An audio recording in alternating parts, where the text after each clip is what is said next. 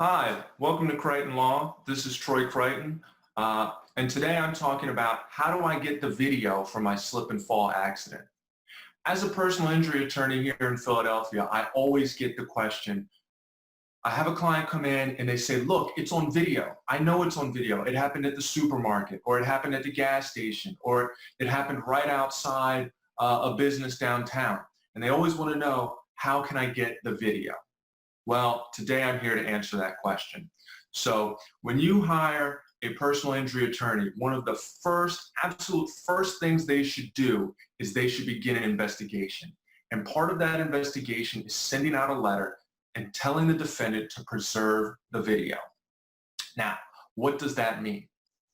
Does that mean that the attorney is going to have the video in a week or so? No, that's not how the law works. However, immediately retaining a personal injury lawyer will allow you to do what's called spoliation. Now, after that letter goes out from your personal injury attorney, the defendant becomes on notice. And the defendant should know at that point that there's evidence of an injury and that they have a duty to preserve it. And that duty to preserve it follows all the way up until trial. Interestingly, a case just came out in March 2020, called Marshall v. Browns, and it happened at a ShopRite.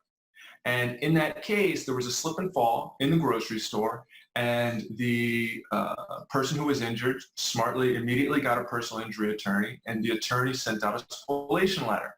And it said, ShopRite, you're on notice that my client has fallen here, that this injury has occurred, preserve the video. And they requested specifically multiple hours before and after the fall. ShopRite, they did preserve the video, but they only preserved 20 minutes. The Superior Court just decided that that was not enough, that the letter had requested hours before and hours after, and that the trial court should have properly instructed the jury that the defendant had spoiled the evidence.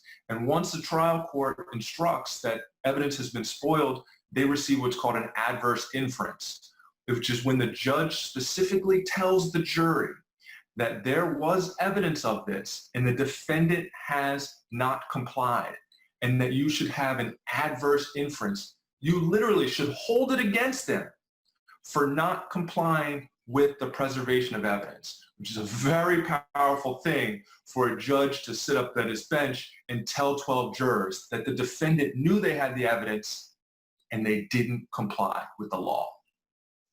That's why it's so important that immediately upon you sustaining an injury, that you contact a personal injury lawyer immediately, because only a personal injury lawyer can get that letter out there and be sure to preserve your evidence for trial.